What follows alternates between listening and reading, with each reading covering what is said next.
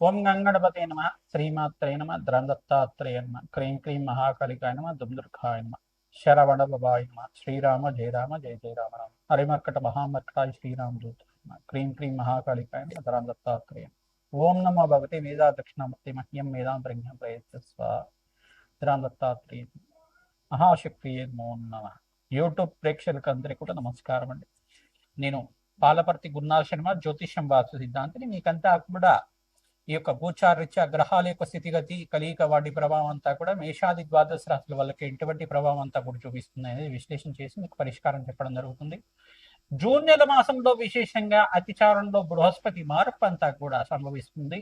మరియు శుక్రుడు బుధుడు కలియికంతా కూడా మిథున రాశిలో సంచారం చేయడం వల్ల ఎటువంటి గ్రహస్థితి అంతా కూడా యోగిస్తుంది.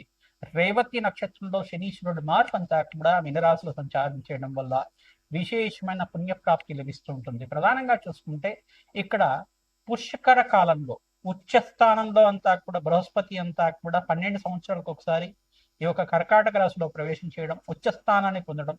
ప్రధానంగా ఇక్కడ అతిచారంలో మార్పు అంతా కూడా అక్టోబర్ 31 తారీఖు దాకా ఉంటుంది. మరియు తర్వాత అక్టోబర్ 31 తర్వాత స్థాన చలనం చేస్తారనమాట. ప్రధానంగా రాశి నుంచి రాశికి అంతా కూడా ఈ యొక్క వేరే రాశికి మారడం జరుగుతుంది. ప్రధానంగా చూసుకుంటే సింహరాశిలో సంచారం చేయడం వల్ల విశేషమైన ధనయోగ ప్రాప్తి, మేషాది ద్వాదశ రాశుల వాళ్ళకి అనంతమైన పుణ్యయోగం సిద్ధించడానికి, అతిచారంలో బృహస్పతి మార్పు వల్ల రాజయోగాలు, విపరీత రాజయోగాలు సిద్ధించడానికి ఆస్కారం ఉంటుంది. ఎవరి జాతకరీత్యా అయితే కనుక ఆలస్య సంతానం, ఆలస్య కళ్యాణ యోగాలు ఉన్నాయో వాళ్ళకంతా కూడా శీఘ్రంగా పంచమస్త బృహస్పతి యోగం, సప్తమస్త బృహస్పతి యోగం, దశమస్త బృహస్పతి యోగం, ఏకాదశ స్థాన బృహస్పతి యోగం వల్ల శీఘ్ర కళ్యాణ యోగము, సంతాన యోగము, ఆకస్మిక ధనలాభాలు, రాజయోగాలు, గృహయోగాలు, భూ సంపదలంతా కూడా సిద్ధించడానికి, తీరని కోరికగా ఉన్న కళ అంతా కూడా నెరవేరడానికి, అదృష్ట యోగం సిద్ధించడానికి ఆస్కారం ఉంటుంది. మేషాది ద్వాదశ రాశుల వాళ్ళు పాటించవలసిన పరిష్కారం అంతా కూడా విశ్లేషణ చేసి పరిష్కారం చెప్పడం జరుగుతుంది. మీ జన్మజాతకంలో కనుక గ్రహస్థితి కనుక ఇష్టమైన ఫలితాలు ఇస్తూ ఉంటే కనుక జన్మజాతకం ప్రధానమైన జాతకంగా ఉంటుంది. జాతకరీత్యా లగ్న చక్ర వశాత్తు ప్రధానంగా లగ్న చక్రంలో బృహస్పతి, అంగారకుడు, శుక్రుడు, శనీశ్వరుడు, రాహుగ్రహం అంతా కూడా ఏ స్థానాల్లో ఉన్నాయి చూసుకుని ఈ గ్రహాలంతా కూడా ప్రధానమైన గ్రహాలుగా చెప్పడం జరుగుతుంది. ఈ గ్రహాలే కాకుండా బుధుడు, బృహస్పతి, చంద్ర భగవానుడు కూడా యోగకరంగా ఉండాలి. తద్వారా లగ్నాధిపతి, పంచమాధిపతి, నవమాధిపతి, దశమాధిపతి, ఏకాదశ స్థానాధిపతి, సప్తమాధిపతి, పంచమాధిపతి జాతకరీత్యా అత్యంత బలమైన కారణంగా చెప్పడం జరుగుతుంది. ప్రధానమైన గ్రహస్థితి అంతా కూడా చూసుకుంటే ఈ స్థానాలు బట్టి కేంద్రంగా చెప్తూ ఉంటారు. ఇక వేదిక్ జ్యోతిష్యం ప్రకారంగా అంతా కూడా పరాశర సంహిత ప్రకారంగా, దత్తనాడి ప్రకారంగా సంపూర్ణమైన జాతకం విశ్లేషణ చేసి మీకు పరిష్కారం చెప్పడం జరుగుతుంది. మీరంతా కూడా ఈ వీడియో అంతా కూడా చూడండి.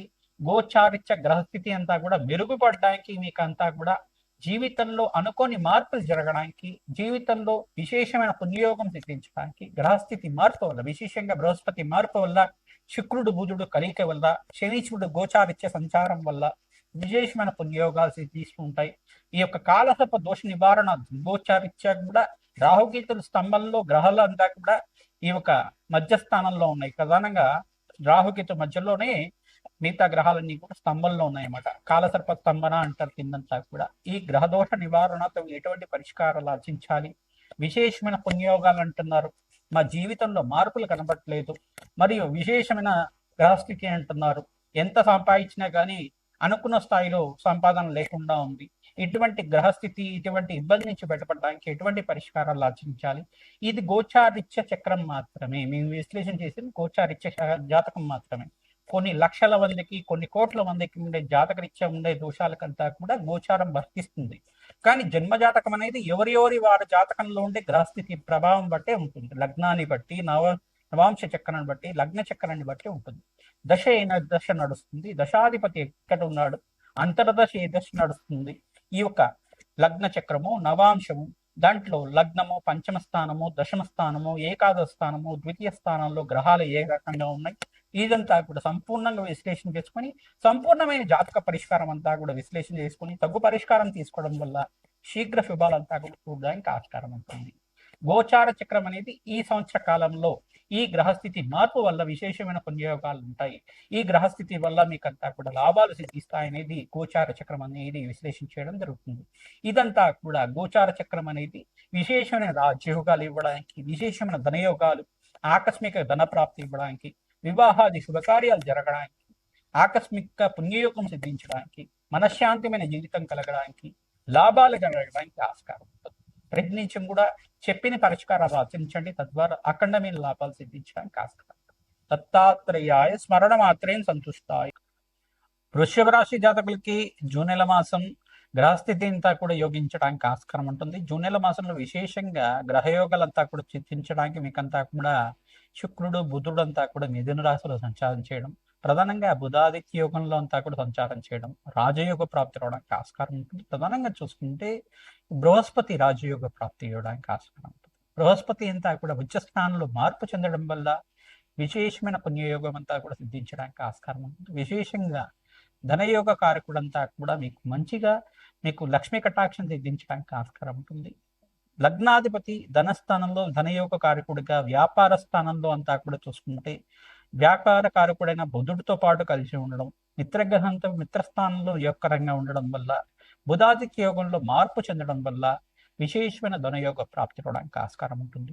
విశేషంగా మీరంతా కూడా శాంతి పూజలు ఆచరిస్తూ ఉండాలి. అంగారకుడికి, శనీశ్వరుడికి, రాహుగ్రహానికి, సూర్య భగవానుడికి, శుక్రుడికి, ఈ గ్రహాలకంతా కూడా జపాలు దానాలు ఆచరిస్తుంటే కనుక ప్రధానమైన జాతకంలో ఉండే దోషాలంతా కూడా మీకు నివారణ అయ్యి శీఘ్ర కళ్యాణ యోగ ప్రాప్తి అవడానికి ఆస్కారం ఉంటుంది.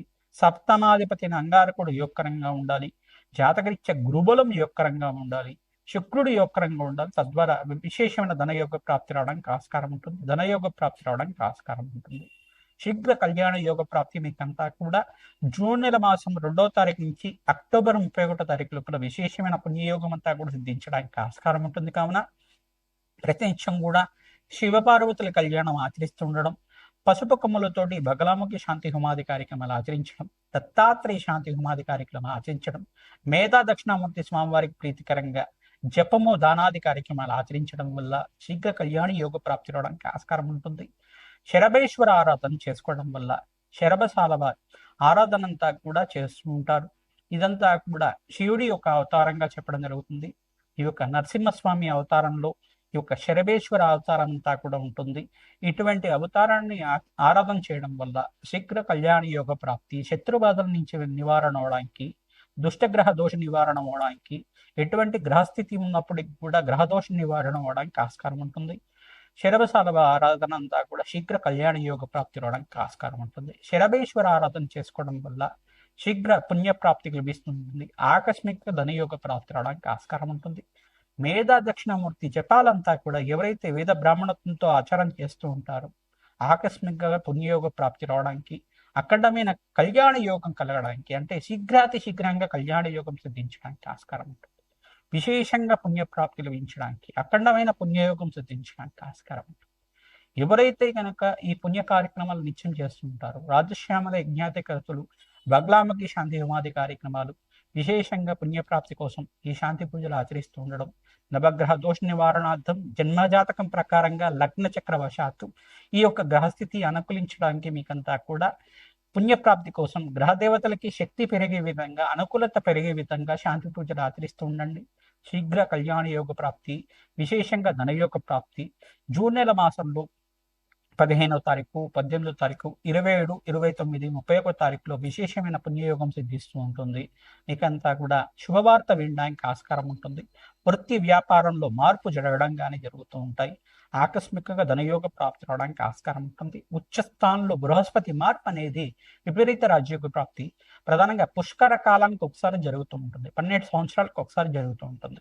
ఈ గ్రహస్థితి అంతా కూడా అత్యంత రాజయోగాన్ని ఇవ్వబోతుంది. మీకంతా కూడా విశేషమైన పుణ్యయోగం ఇవ్వడానికి ఆస్కారం ఉంటుంది. మీకంతా కూడా స్వల్పంగా మిశ్రమైన ఫలితాలు ఇచ్చే గ్రహం ఏంటంటే శనీశ్వరుడు స్వల్పంగా దోషకారిగా ఉన్నారు. ఇక్కడ శనీశ్వర గ్రహ దోష నివారణతో ప్రతినిత్యం కూడా వెంకటేశ్వర స్వామి వారికి తులసి మాలను సమర్పిస్తుండడం వల్ల రాజయోగ ప్రాప్తి లభించడానికి ఆస్కారం ఉంటుంది. బీద వాళ్ళకి అన్నదానం చేయడం వల్ల, గోమాత సేవ చేయడం వల్ల, పక్షులకి ఆహారం పెట్టడం వల్ల విశేషమైన పుణ్యప్రాప్తి లభిస్తూ ఉంటుంది. తద్వారా సకల గ్రహదోష నివారణ అవడానికి ఆస్కారం ఉంటుంది. ఈ మంత్రాన్నంతా కూడా నామస్మరణం చేస్తూ ఉండండి. విశేషమైన ధనయోగ ప్రాప్తి రావడానికి ఆస్కారం ఉంటుంది. హనుమతే శ్రీరామదూతాయ నమః నామాన్ని ప్రతినిత్యం కూడా జపాన్ని ఆచరించుకోవడం వల్ల సకల గ్రహదోష నివారణ అవడానికి ఆస్కారం ఉంటుంది. హనుమతే శ్రీరామదూతాయ నమః. మేషాది ద్వాదశ రాశుల వాళ్ళకి జూన్ నెల మాస ఫలితాల్లో భాగంగా విశేషంగా గ్రహస్థితి అంతా కూడా మార్పు వల్ల, బృహస్పతి మార్పు ఉచ్చస్థానంలో మార్పు వల్ల, కర్కాటక రాశిలో ప్రవేశం చేయడం వల్ల, అతిచారంలో మార్పు వల్ల ఇటువంటి గ్రహ యోగాలంతా కూడా సిద్ధిస్తున్నాయని చెప్పడం జరుగుతుంది. మరియు ఇక్కడ చూసుకుంటే సంపూర్ణమైన గ్రహదోష నివారణార్థం మీరంతా కూడా ఎటువంటి శాంతి పూజలు చేయాలో విశ్లేషణ చేయడం జరిగింది. ప్రధానంగా శుక్రుడు, బుధుడు, బుధ భగవానుడు అంతా కూడా బుధాదిత్య యోగంలో మిథున రాశిలో సంచారం చేయడం వల్ల త్రిగ్రహ కూటమి అంతా కూడా ఈ యొక్క గ్రహ యోగం వల్ల ఎటువంటి గ్రహస్థితి అంతా కూడా మీకు యోగకరంగా మారడానికి ఆస్కారం ఉంది. ప్రధానంగా మేషాది ద్వాదశ రాశుల వాళ్ళ ప్రతినిత్యం కూడా ఎటువంటి గ్రహదోషాలు ఉన్నప్పటికీ కూడా మీరంతా కూడా శాంతి పూజలు జన్మజాతకంలో ఉండే దోషాలకంతా కూడా పరిష్కారం ఆచరించడం, 5 గ్రహాలకంతా కూడా చూసుకుంటే మీరంతా కూడా ప్రతినిత్యం కూడా శాంతి పూజలు ఆచరించడం వల్ల బృహస్పతికి, శుక్రుడికి, అంగారకుడికి, రాహు గ్రహానికి, శనీశ్వరుడికి, బుధ భగవానుడికి, మేషాది ద్వాదశ రాశుల అందరూ కూడా ఈ గ్రహాలకంతా కూడా శాంతి పూజలు ఆచరించడం వల్ల దివ్యమైన యోగం సిద్ధించడానికి ఆస్కారం ఉంటుంది. ధనయోగ ప్రాప్తి కలగడానికి ఆస్కారం ఉంటుంది. ప్రధానంగా జాతకరీత్యా ఉన్న దోషాలకు పరిష్కారం ఆచరించడం, 5 రాశుల వాళ్ళకంతా కూడా విశేషమైన యోగకరమైన జీవితం జయించడానికి, విశేషమైన రాజయోగ ప్రాప్తి కలగడానికి ఆస్కారం ఉంటుంది. 5 రాశుల వాళ్ళకంతా కూడా అదృష్టయోగం సిద్ధించబోతుంది. 5 రాశులు ఏంటిదంటే ప్రధానంగా చూసుకుంటే మేషరాశి జాతకులు, కర్కాటక రాశి జాతకులు, మరియు ఇక్కడ చూసుకుంటే మిథున రాశి జాతకులు, ధనస్సు రాశి జాతకులు, ఈ యొక్క తులారాశి జాతకులు, కన్యా రాశి జాతకులు, కుంభరాశి జాతకులు, ఈ యొక్క మీనరాశి జాతకులంతా కూడా ధనయోగ ప్రాప్తి రావడానికి ఆస్కారం ఉంటుంది. బృహస్పతి మార్పు వల్ల, శుక్రుడు బుధుడు కలియిక వల్ల మంచి శుభమైన కాలంగా చెప్పడం జరుగుతుంది. 5 సంవత్సరాల దాకా రాజయోగ ప్రాప్తి, బృహస్పతి ఉచ్చస్థానంలో మార్పు వల్ల దివ్యమైన యోగాన్ని చూస్తూ ఉంటారు. ధనధాన్యాది సమృద్ధి పెరగడానికి ఆస్కారం ఉంటుంది. అదృష్టయోగం సిద్ధించడానికి ఆస్కారం. వివాహాది శుభకార్య కోసం ప్రయత్నం చేసుకున్న వాళ్ళు, మేషాది ద్వాదశ వాళ్ళ విధంగా వీరంతా కూడా ధనయోగ ప్రాప్తి కోసం అంతా కూడా వీరంతా కూడా ఇటువంటి గ్రహదోష నివారణార్థం మీరంతా కూడా శాంతి పూజలు ఆచరిస్తూ ఉండండి. ధనయోగ ప్రాప్తి రావడానికి ఆస్కారం ఉంటుంది. ప్రతినిత్యం కూడా సుబ్రహ్మణ్య స్వామి కళ్యాణం ఆచరించడం, వెంకటేశ్వర స్వామి వారి కళ్యాణం ఆచరించడం, మరియు సీతారాముల కళ్యాణం ఆచరించడం, లక్ష్మీ నరసింహస్వామి కళ్యాణం ఆచరించడం వల్ల శీఘ్ర కళ్యాణ యోగ ప్రాప్తి రావడానికి ఆస్కారం ఉంటుంది. ధనయోగ ప్రాప్తి రావడానికి ఆస్కారం ఉంటుంది.